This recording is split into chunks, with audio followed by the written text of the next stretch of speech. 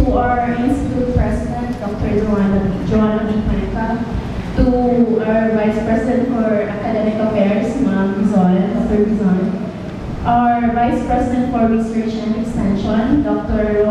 Rowena P. Varela, the Deans of the core colleges, Dr. Gahas, Dr. Boyles, Dr. Raganas, thanks for coming, and to our very own and very supportive Deans, Engineer Alexander P. Dimitriyo, to my mentor, Dr. Paluga, Dr. Herrera, to our guidance counselor, Ma'am May, to our registrar, si Ma'am Cruzan, and other admin staff, thank you for coming, ma'am. The dear parents, my former students, now my co-engineers, pleasant evening to my co-faculty members from the College of Engineering and Information Technology. Also, the engineers that we honored last year, they are with us tonight. Nandiyan sila para mo-suporta.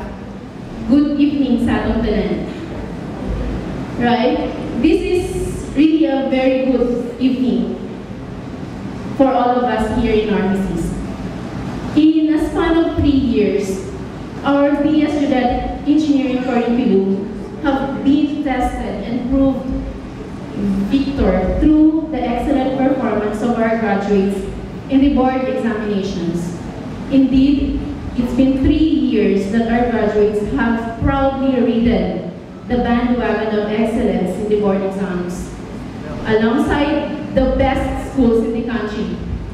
It was in the 2007 Geodetic Engineering Board examination where we first showed the whole country how excellent Normisis is in producing geodetic engineers who are not just trained to be a good surveyors, but also they were also motivated to compete and persevere in order to put their names in the list of top 10. That year, in 2007, Engineer Jimenchi Andig landed at 4 and Engineer Reggie Dano on the 8th spot. Last year, Engineer June Mark Bordios places 5th and Engineer Fermin Castaños ranked number 9. Their success, the success of Engineer Bordios and Engineer Castaños, proved that the motivation and that our way of teaching in the geodetic engineering curriculum here in Normisis is effective and I can say comparable with the other leading institution in the whole country. This year, our graduates showed our excellence even more. Mr. Paraiso, Glenn Paraiso, or rather, Engineer Glenn C. Paraiso. Maano naman siya every time we texted, I'm calling him engineer na. Ma'am, I know the engineer kayo, what a unique. You should be used to it. And many people will call you engineer na. Especially that Manu Nahad, because you landed on the 2nd spot of the top 10. How lucky I am to stand here today to experience and celebrate with you people our victory. This is the victory of our new engineers, the victory of the BSGA curriculum and instructors, yabang, the victory of the CEIT, and the victory of Normisis. To the new engineers, congratulations. Siguro kabalik-balik na kong story sa inyo, no? I am very proud that I've been one of your instructors during your undergraduate years here in Normisis. Don't forget all the things that we taught you, to strive for the best and to respect one another, especially in the workplace na yung pagtrabahuan later on.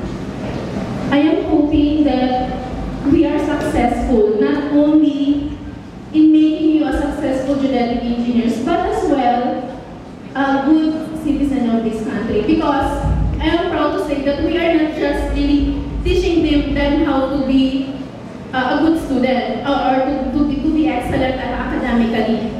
But aside from that, siguro Ma'am Michelle and Ma'am Laurie istorya sa mama ni Engineer Paraiso, medyo nakaluhasan ko because kasayod ko sa ilang mga kinabuhi ka sa Taisa. So siguro, I think this one is makalingon ko ma-effective na mura ba o dili mabaw ang among relationship with our students. So nakasayod mi unsa ang inang kagikan. So nakasayod mi kung asa mi musulod usay pwede na ipuno sa ila para later on makomplete sila and then they will give back honor to Northeast. So siguro that's one thing na we can say that mura isa na siya ka butang na nakatabang sa ato o sa ila.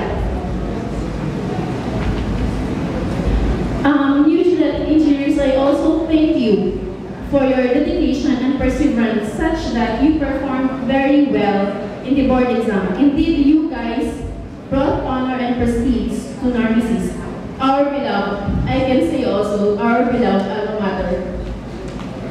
So from our time first graduate me, wala mi na nimaho, wala mi na inhan sa Manila, asa dahil ng Narcissus, asa ng Guzman City. But through time, nanimo po na namong nga moral inspiration na dapat mainhanta.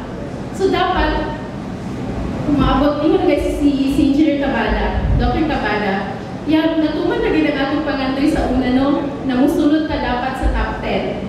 So, hinaot nga sa mga sumusunod din haa, dili maputol karon nga tubig. No?